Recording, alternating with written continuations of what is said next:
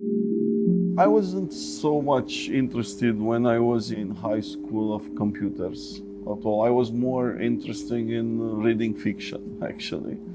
But later on, I discovered that it's a bit easier to make a career out of being a software engineer, especially in this part of the world where I was born.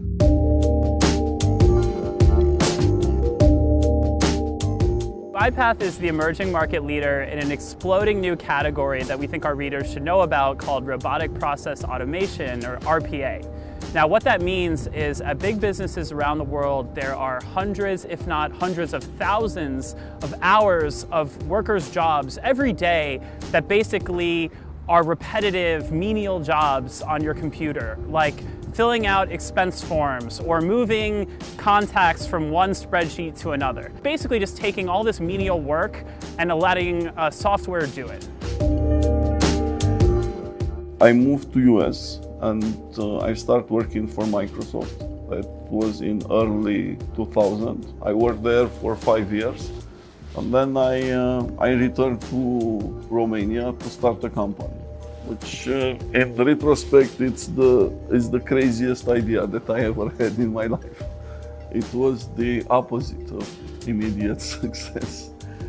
It was a big struggle for like almost 10 years until we've raised our first money. It was every day a struggle to pay salaries, you know, having the death sentence, you know, above your head. It's quite terrible. Many people ask me today, there is a lot of pressure on me. I said, no, it's a different type of pressure. I prefer this type of pressure than the one, you know, from 10 years ago. UiPath, we think, is the market leader because it is working with so many of the leading companies in finance and manufacturing and oil and gas. The implementation and the maintenance of these robots, the services, is 4 to 5x as lucrative as the software subscription itself. So for every $1 a customer spends on UiPath, they could be spending $4 with one of these players like Cognizant, which means that they become UiPath's sales force. Daniel Dinez, who still owns between 20 and 25% of the company, is worth more than $1 billion, which makes us call him the first bot billionaire. 2016 was an unexpectedly good year for RPA. So we've seen really the good sides, and our revenue increased a lot. And I was fortunate to be introduced to a great firm like Excel. We grew 70 times from that. And it's in a span of just 2 years.